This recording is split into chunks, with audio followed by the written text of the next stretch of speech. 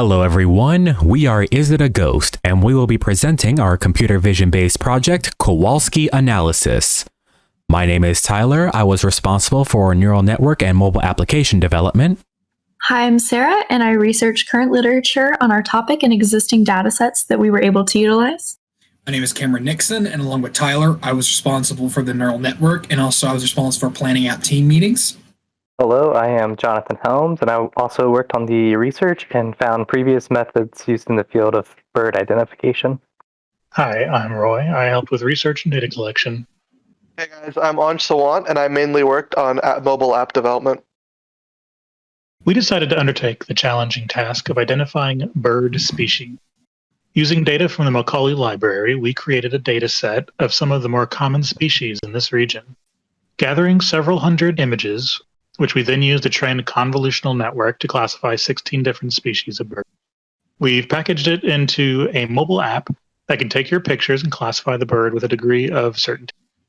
Our primary use cases for this app are casual bird watchers wondering what species they're currently observing, and researchers looking for an easy way to identify different species rather than rely on experts. Before we go in depth with what we accomplished over the course of the semester, we just want to give a quick outline of what our process was. To begin, we performed research on existing attempts at bird identification as well as potential sources of data, and if there was any that we could use. In the data collection stage, we used any data we found during the research process and combined our own curated data set for our purposes. Then we used that data set to train a model we created for our classification problem, which we have been meticulously tuning for a majority of the semester for the best results. Lastly, while training the model, we began development for a mobile application to host our model and be our final deliverable product, which can be used by our target audience. The research, we looked into prior work in the subject of bird identification. Some of the ideas we had before beginning to create a model included using geographical locations to help narrow down bird types, which led to reviewing the paper Geotagging in Multimedia and Computer Vision.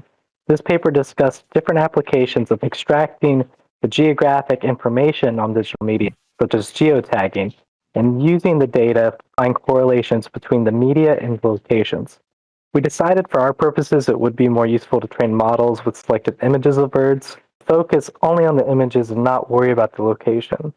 This led to other papers in computer vision that did identify birds, and one paper was automatic classification of flying bird species using computer vision techniques, which used videos of flying birds, and from there they created a normal bias model.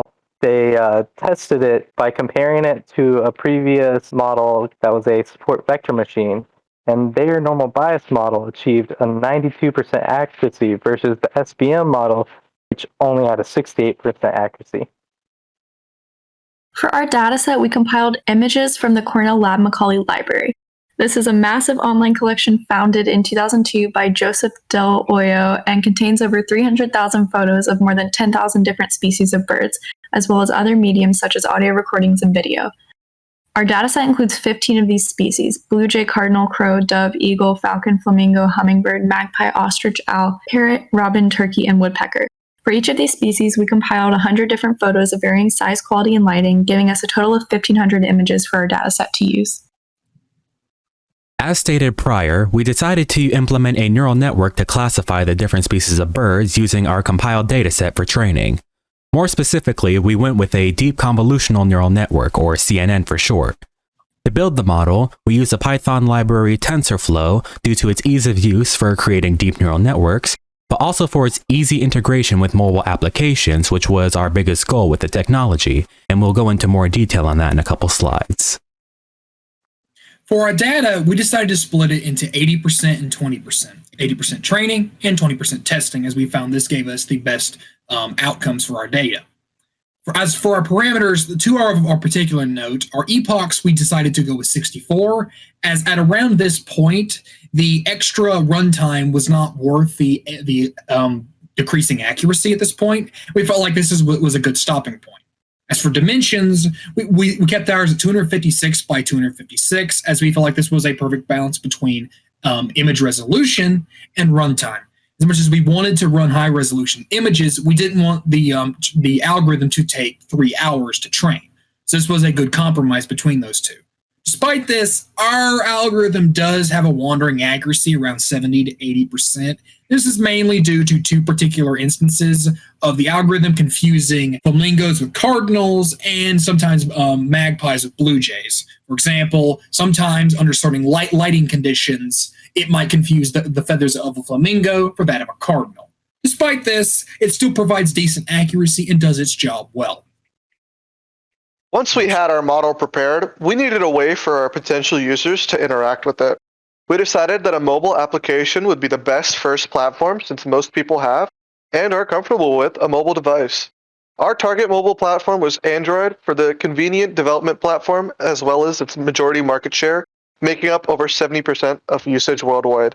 As for hosting the model, we chose the backend framework of Google Firebase for its ability to host custom-made TensorFlow models and its straightforward integration into multiple platforms, including Android applications.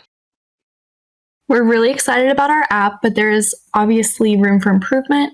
We could definitely improve on the accuracy. Right now, it's around 70%. We'd like to include more species in our model, and right now we just have 15, but it would also be neat to incorporate subspecies and create a model that could detect these nuances. Creating a bounding box would also be really useful. Right now, we're just able to import an image for our model to analyze, but it would be good if in the future the user could take a photo and have that analyzed live for them. And lastly, we would like to broaden our audience to other platforms such as iOS and web. We will now move to the demo portion of our presentation. To emulate the application, we'll be using an emulation of a Pixel 3, an Android device. Here we have the user interface, which prompts the user to upload a photo to the application. Upon clicking Add Photo, it takes them to the Android photo library, where they'll be able to select whichever bird they want the model to analyze. Let's pick this magpie, for example. After it loads the image, the button to analyze the photo and make a prediction will become available. You click it, and it lists the prediction of what the model thinks the bird is, as well as a probability that that prediction is what it thinks it is. As you can see, it predicts magpie correctly with a probability of it being a magpie of 91.9%. We can click Add Photo again, select, say, this cardinal here, analyze, and it predicts it's a cardinal with 100% accuracy, it seems. We'll do one more, say this crow here.